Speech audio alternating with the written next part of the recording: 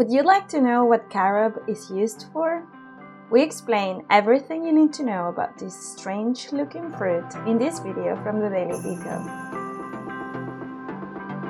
Properties of carob. Depending on which part of the carob tree is consumed, it has a variety of properties that have been discovered and studied over many years. The bark is astringent, anti-inflammatory, and anti-rheumatic. The pulp, in turn, has the same astringent properties as the bark and is also antidiarrheal and digestive. Its high pectin content makes it a good antibacterial, antiviral, anticoagulant, and anti-cancer agent, as well as a good anti-cholesterol agent. It also has a slimming and satiating effect. What is carob used for? Since carob flour does not contain gluten, it is very beneficial for those suffering from celiac disease. It is also useful for diabetics, as its high fiber and protein content helps lower blood sugar levels after meals.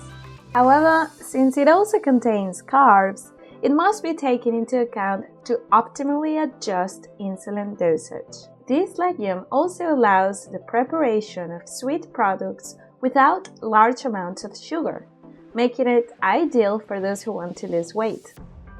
Carob flour obtained from the seeds is widely used in the food industry, especially in the preparation of ice cream and pastries, as it is an excellent thickener. In addition, carob is a great lower-fat option as a substitute for chocolate. The consumption of carob powder, thanks to its high tannin content, contributes to lowering blood cholesterol levels, especially bad cholesterol. It can also be used to treat diarrhea caused by viruses or bacteria, as it has bactericidal and virucidal effect. It also contains fiber that promotes intestinal transit. Finally, carob cream is a proven remedy for vomiting and belching in infants. But before we continue, let us put you to the test. How long can a carob tree live? 50 years, 100 years, 200 years. Think about it carefully, because at the end of the video, you can check if you were right. How to consume carob. Carob is usually in the form of a roasted powder or carob flour. It is soluble in hot liquids, so you can easily stir in the flour. This is useful for making sauces or drinks.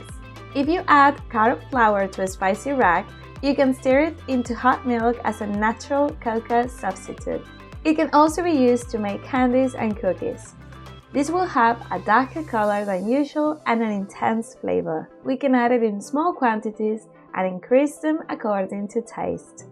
There is also the option of eating carob raw.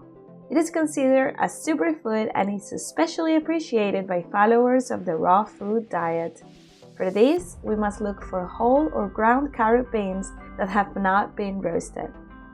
How to make carob flour. To make carob flour, all you need to do is follow these simple steps. Number 1. Dry the carobs in the sun for up to a week if you pick them yourself. Then, wash and dry them thoroughly. Number 2. You can remove the tops of the seeds to check that they do not contain worms or other parasites. Number 3. Chop them up or put them in the oven whole without overcrowding them. Number 4. Once they have cooled, grind and sieve them. Contraindications. For nut allergy sufferers, eating carob could be problematic, so it's better to avoid them. Likewise, it is recommended that people with anemia avoid eating carob. Finally, as a possible side effect of this legume, it should be noted that due to its high fiber content, it can cause flatulence if consumed in large quantities.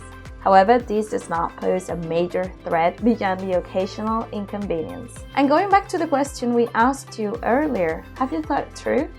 The correct answer is C. The carob tree has a life expectancy of up to 200 years.